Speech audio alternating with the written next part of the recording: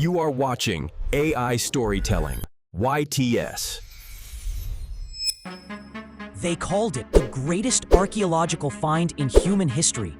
A sealed tomb, untouched for over 3,000 years. But the moment they opened it, the dying began. Not all at once, not in public, but in the dark, one by one. And now, over 100 years later, the deaths haven't stopped. Some say the boy king still waits, buried in gold and wrath. This is the story of the most famous curse in the world, one that is still claiming victims.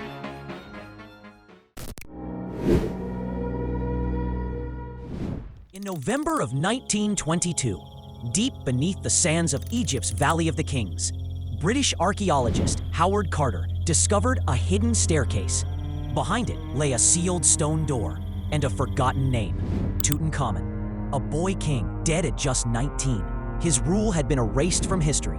Inside the tomb was a sight no human had seen in millennia: gold shrines, ornate daggers, a throne carved from ebony and ivory, and in the final chamber, a golden sarcophagus, untouched. Carter's patron, Lord Carnarvon, arrived days later. Cameras flashed, the world watched. But beneath the excitement, something else stirred. Something that had been waiting patiently. 4 months after the tomb's opening, Lord Carnarvon was dead. He had cut open a mosquito bite while shaving. The wound became infected. He died of blood poisoning in Cairo. The moment of his death, all the lights in the city mysteriously went out. At his home in England, his dog let out a scream and collapsed, dead. Then came the autopsy on Tutankhamun himself.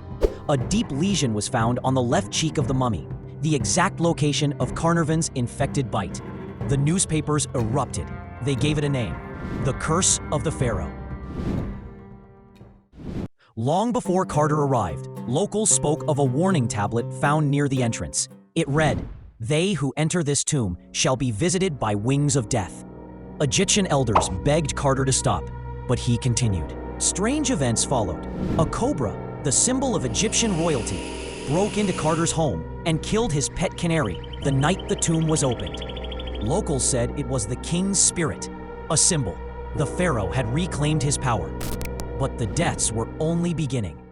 Over the next 10 years, dozens of people associated with the tomb died under bizarre, often gruesome circumstances. George J. Gould, a millionaire, visited the tomb and died of fever within days. Aubrey Herbert, Carnarvon's half-brother, went blind, then died of blood poisoning. Sir Archibald Douglas Reed, who x-rayed the mummy, dropped dead before publishing his report. Richard Bethel, Carter's secretary, found dead in bed, suffocated.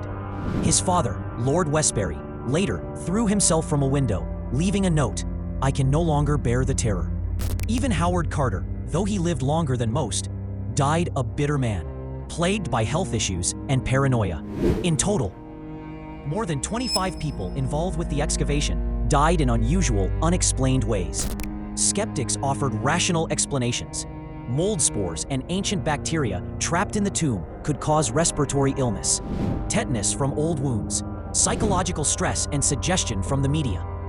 But why then did only those who entered the inner sanctum die? Why so many sudden deaths?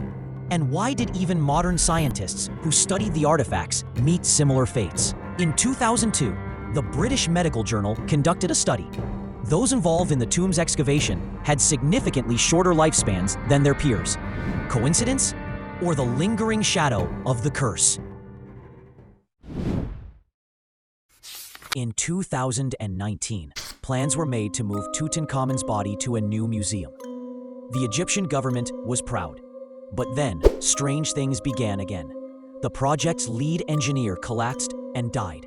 A curator was killed in a freak car accident. Construction halted after a series of electrical failures and accidents. Workers reported seeing shadows. Some claimed to hear chanting, faint in ancient Egyptian, echoing through the empty halls. Still, the boy king's body was moved. But many now believe the curse was disturbed again. A recently uncovered scroll found near Luxor contained a forgotten funerary rite. It warned, "He who rests without honor shall rise in fury." His soul will bind to every breath stolen from his tomb. Was Tutankhamun murdered? Was his soul cursed to remain awake? Modern Egyptologists found that his body had been burned inside the coffin, likely as the result of a rushed and improper burial, and his image had been scratched out from history. A king erased, dishonored, buried alive in memory.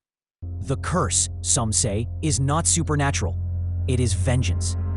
Whether you believe in curses or not, one thing is clear. Tutankhamun was never meant to be found. His tomb was hidden for over 3,000 years. His name was lost, and every time someone disturbs his rest, something answers. Today, tourists line up to stare into his glass coffin, to photograph him, to whisper his name. Some take souvenirs, some laugh, and some don't wake up. And if you hear a whisper behind you, do not turn around. And most important, don't forget to subscribe AI Storytelling YTS for more videos.